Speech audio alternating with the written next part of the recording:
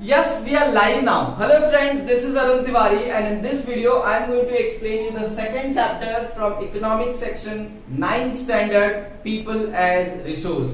जी हाँ दोस्तों, 9th और 10th स्टैंडर्ड के लिए बहुत बड़ी खुशखबरी है कि now we are coming with social science as well. Okay, so 9th 10th और सोशल साइंस की और इंग्लिश की वीडियोस आपको रेगुलरली अब चैनल पर मिलेंगी और आज से उसकी शुरुआत हो रही है इकोनॉमिक्स से. क्लास 9th का सेकेंड चैप्टर लिया हमने, पीपल एज रिसोर्स. लोग कैसे एक रिसोर्स हैं और वो है भी या नहीं. बात करेंगे हम लोग रिसोर्स किसे कहते हैं, क्या किसी भी कंट्री की पॉपुलेशन उसके लिए बर्डन है या उसके लिए एक बूंद की तरह है, अभिशाप है या वरदान है. क्या ह्यूमन कैपिटल पे किया जाने वाला खर्च एक इन्वेस्टमेंट है या फिर वो एक नॉर्मल एक्सपेंस या बर्डन है.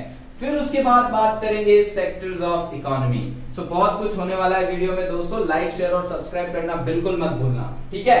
तो चलिए अब बात करता हूं मैं चैप्टर की. इसमें से आपको क्वेश्चंस कैसे पूछे जाएंगे अगर एमसीक्यू में आते हैं तो. Resource means what. रिसोर्स का मतलब होता है anything which has the capability to satisfy the need of people. लोगों की जरूरतों को पूरा करने की क्षमता जिन चीजों में होती है उनको हम रिसोर्स कहते हैं, ठीक है.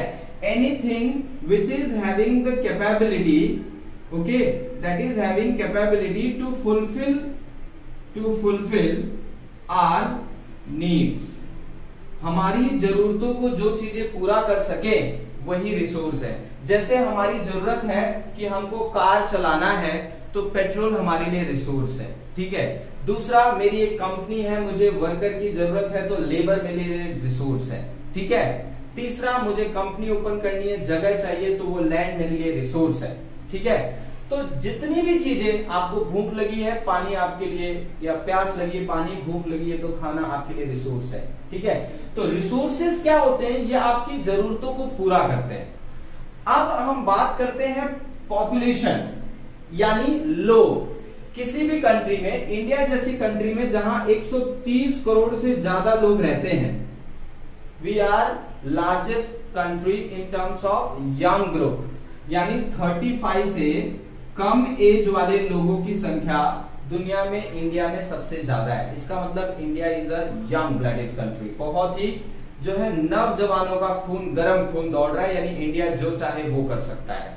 तो क्या पॉपुलेशन इंडिया के लिए बर्डन है या रिसोर्स है, ये एक बहुत बड़ा क्वेश्चन मार्क है, ठीक है. रिसेंटली आपने देखा आसाम के बाद उत्तर प्रदेश ने जो है जनसंख्या नियंत्रण के लिए कानून लाया, ठीक है. They have brought special amendment to stop population growth. उनका मानना है या सभी का ये मानना है कि पॉपुलेशन ग्रोथ एक बहुत बड़ा बर्डन, एक बहुत बड़ी समस्या है हमारे ग्रोथ के लिए. It's a biggest hindrance in our development. लेकिन इस चैप्टर में आप पढ़ रहे हैं कि पीपल एज रिसोर्स, लोग तो किसी भी कंट्री की ताकत है. अब मैं आपको दो कॉन्सेप्ट बताता हूं, ध्यान से देखिएगा. एक फैमिली है जिसमें फादर के साथ साथ, ठीक है, दो लड़के हैं, दोनों काम कर रहे हैं. फादर भी काम कर रहे हैं और लड़के भी दोनों काम कर रहे हैं, यानी कितने अर्निंग मेंबर हुए, 3. एक और फैमिली है जिसमें सिर्फ फादर काम कर रहे हैं और 3 लड़के हैं जो कुछ नहीं कर रहे हैं. अब आप बताइए, यहाँ पे ये जो 2 लड़के हुए, ये इस फैमिली के लिए रिसोर्स हुए, कंट्री के लिए भी रिसोर्स हुए, क्योंकि ये किसी ना किसी तरीके से नेशनल इनकम में अपना योगदान दे रहे हैं. जबकि दूसरी साइड उस फैमिली में देखें तो सिर्फ फादर अकेला अर्न कर रहा है, बाकी के 3 बच्चे जो हैं वो सिर्फ उसके इनकम को यूज कर रहे हैं, तो वो बर्डन हुए. क्या ये कॉन्सेप्ट सही है? कुछ हद तक सही है, कुछ हद तक सही नहीं भी है. अब देखिए, कंट्री लाइक इंडिया, वहीं पर कॉन्सेप्ट आता है ह्यूमन कैपिटल का. बात यहां पे पॉपुलेशन को रिसोर्स में कन्वर्ट करने की है. पॉपुलेशन रिसोर्स अपने आप नहीं बनता. Please try to understand. कोई किसी भी देश की जनसंख्या, उसकी पॉपुलेशन उसके लिए रिसोर्स तब तक नहीं बनेगी जब तक वो किसी ना किसी तरीके से नेशनल इनकम में अपना योगदान ना दे. Until and unless that population or that part of the group, if it is not, giving any kind of share in the national income में अगर वो कोई शेयर नहीं रखती है वो पार्ट ऑफ पॉपुलेशन, तो उसको हम वेस्ट या कह सकते हैं बर्डन मान सकते हैं। एक और चीज, इसमें चिल्ड्रन, पढ़ने वाले बच्चे और बुजुर्ग जिनको आप सीनियर सिटीजन कहते हैं वो काउंट नहीं होते, वरना आपकी नजर में तो फिर तो बोलोगे सर सारे बच्चे बर्डन है क्योंकि वो अर्न ही नहीं कर सकते, और बूढ़े जो 60 ईयर के बाद हैं वो भी सारे के सारे बर्डन है कंट्री के लिए। ऐसा नहीं है। ग्रुप को छोड़ दीजिए, बात करिए इस पर ह्यूमन कैपिटल पे, यानी जो ग्रुप होता है 25 से 60 वाला, 25 से 60 वाला जो कि प्रोडक्टिव ग्रुप है। सो इन पे किया जाने वाला खर्च जिसको हम कहते हैं ह्यूमन कैपिटल। ह्यूमन कैपिटल में कौन कौन सा खर्च इन पे किया जाने वाला खर्च, उसमें एजुकेशन पे किया जाने वाला खर्च, ट्रेनिंग पे किया जाने वाला खर्च, ठीक है, उसके बाद आपकी स्किल डेवलपमेंट पे किया जाने वाला खर्च, आपको बढ़िया हेल्थ फैसिलिटी पे दिया जाने वाला, तो ये सब जो खर्च किया जा रहा है ये एक इन्वेस्टमेंट है, just to make sure that you should be giving your part in national income. Countries like US, UK, Japan, China, Russia, they are investing a large part of their income on human capital. आपने first chapter में already पढ़ लिया है human capital क्या होता है। सो कोई भी पॉपुलेशन वो कंट्री के लिए रिसोर्स तभी प्रूव होगी जब वो एक स्किलफुल पॉपुलेशन होनी चाहिए।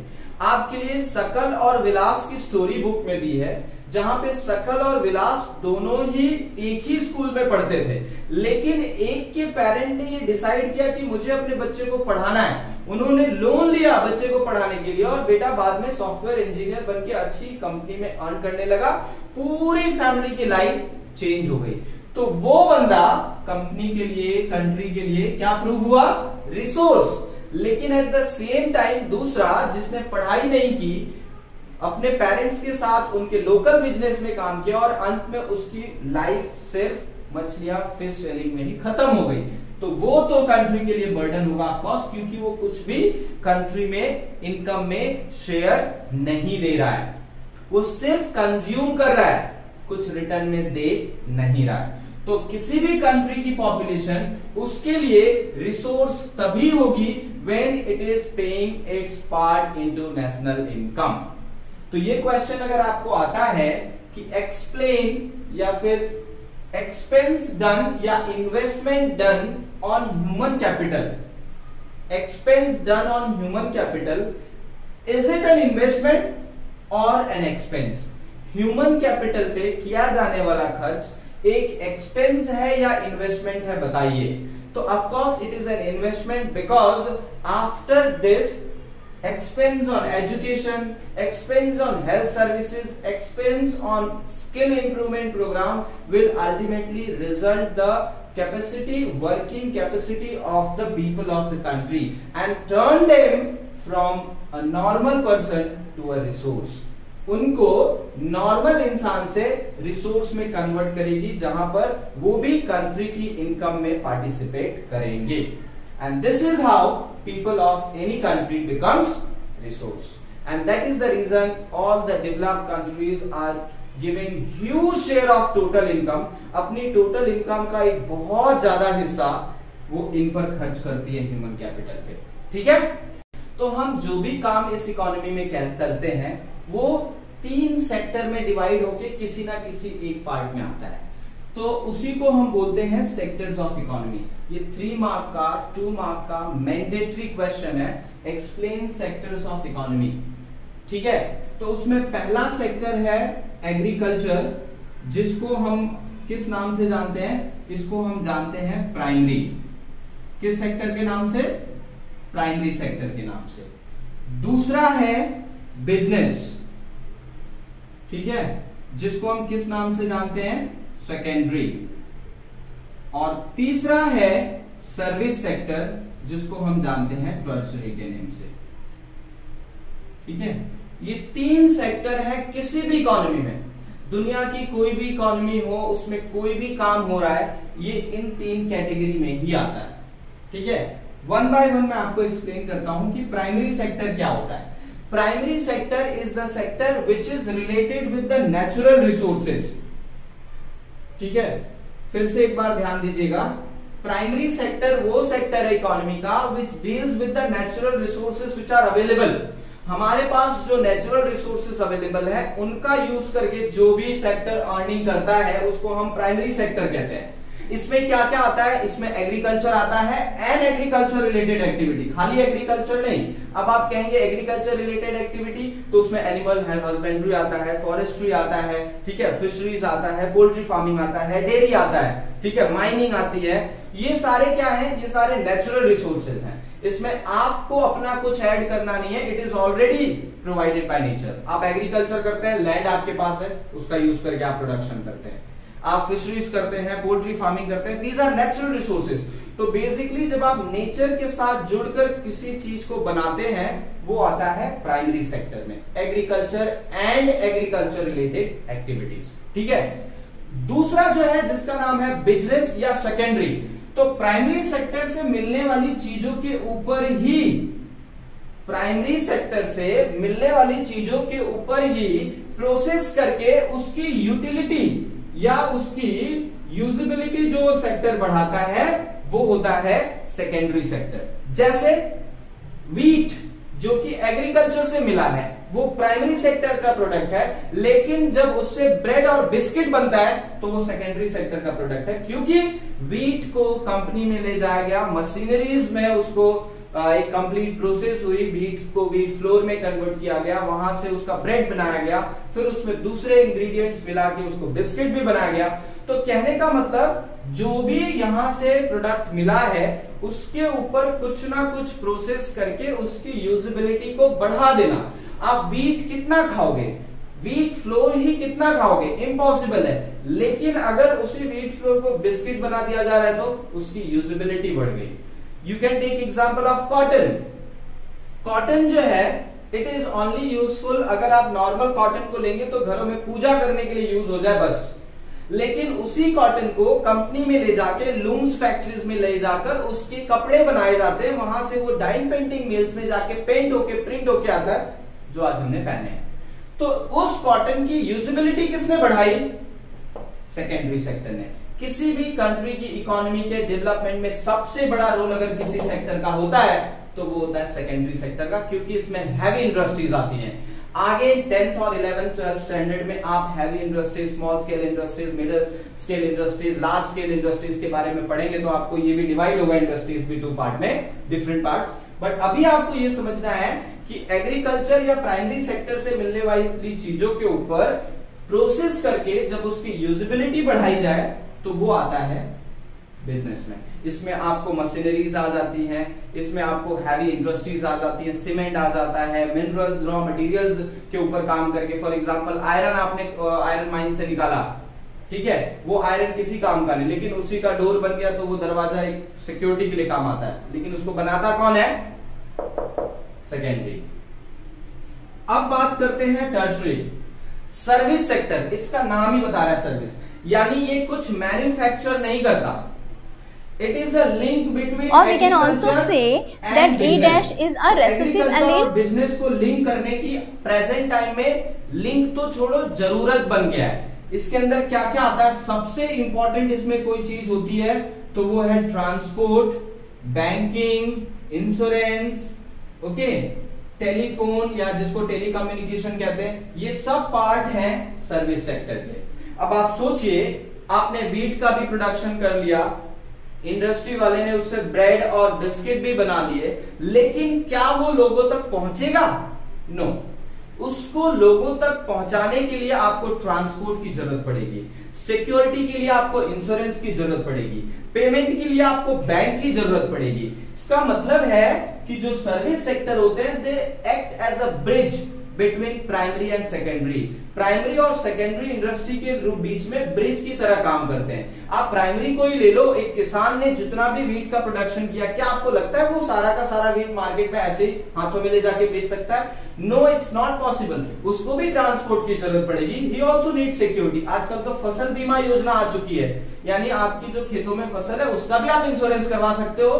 किसी भी नेचुरल कैलामिटीज या मैनमेड कैलामिटीज की वजह से आग लग जाए या बाढ़ आ जाए, जल जाए, पानी बरस जाए तो उससे भी आपको सेफ्टी मिलती है। तो आप सोचो सर्विस सेक्टर कितना बेनिफिशियल है एग्रीकल्चर और बिजनेस के लिए। मेरे हिसाब से बिना सर्विस सेक्टर के एग्रीकल्चर और बिजनेस का डेवलपमेंट होना नामुमकिन है।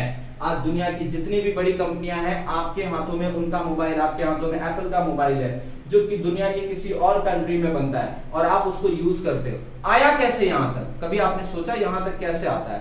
फॉरेन की जो कंपनियां हैं उनके प्रोडक्ट्स आप यूज करते हो, कैसे? That is only because of transportation. ठीक है, बैंकिंग, आज तो कोई भी सेक्टर हो, किसी भी कंपनी में हो, बिना बैंक के तो काम ही नहीं होगा। ठीक है, और जब आप इंटरनेशनल ट्रेड करते हो तो आपको सिक्योरिटी के लिए इंश्योरेंस भी चाहिए, चीजों को रखने के लिए आपको वेयर हाउस, गोदाम भी चाहिए। तो ये सारी फैसिलिटीज आती हैं टर्शियरी सेक्टर में। सो बेसिकली 3 सेक्टर है इकोनॉमी में। एग्रीकल्चर जो नेचुरल प्रोडक्ट्स पे काम करता है, नेचुरल जो रिसोर्सेज हैं उनको यूज करके प्रोडक्शन करता है। सेकेंडरी जो प्राइमरी इंडस्ट्रीज से मिलने वाले रॉ मटेरियल्स को यूज करके उसकी यूजेबिलिटी बढ़ाता है, वो हुआ इंडस्ट्री बिजनेस। और तीसरा जो इन दोनों को लिंक करता है and for their development provide facilities. इसका नाम ही है, ये कोई प्रोडक्शन नहीं करते, they provide services, facilities provide करते हैं, इसलिए इनको हम टर्शियरी कहते हैं। और ये क्या है, लिंक है बिटवीन प्राइमरी एंड सेकेंडरी। इसमें बैंकिंग, इंश्योरेंस, टेलीफोन हम भूल गए, इंटरनेट भूल गए। आज के टाइम में बिना इंटरनेट के तो कुछ हो ही नहीं पाएगा। Even now you can pay online, तो वो भी पार्ट ऑफ सर्विस सेक्टर ही है। ठीक है, so guys in this video we have completed resource क्या है, कंट्री में इन्वेस्टमेंट क्या, ह्यूमन इन्वेस्टमेंट जो हुआ, ह्यूमन कैपिटल इन्वेस्टमेंट हुआ, वो क्या इन्वेस्टमेंट क्यों है, क्यों बर्डन नहीं है, या फिर किसी भी कंट्री की पॉपुलेशन उसके लिए रिसोर्स कब बनती है, देन सेक्टर्स ऑफ इकोनॉमी क्या होता है, ये सब आपको बता दिया मैंने। नेक्स्ट वीडियो जो बनाऊंगा तो उसमें मैं आपको बताऊंगा इकोनॉमिक एक्टिविटीज क्या है, इकोनॉमिक एक्टिविटी में market and non market activities क्या है, और उसके बाद हम बात करेंगे एजुकेशन की, हेल्थ की, अनएम्प्लॉयमेंट की, जो सीरियस इश्यूज है। बहुत इंपॉर्टेंट वीडियोस आने वाले हैं और उन वीडियोस की लिंक आपको मिलते रहे, नोटिफिकेशन मिले, उसके लिए एक काम करना है आपको, बिना पूछे फटाफट घंटी बजा दो, सब्सक्राइब कर देना, ताकि जैसी नई वीडियो आए ना तुम्हारे दिल की घंटी बज जाए। ठीक है, so will be waiting in next video. Till then take care, do whatever you want to do man. तहलका मचाते रहिए, जहां रहिए आबाद रहिए, खुश रहिए, जिंदाबाद रहिए। Bye bye, take care, love you.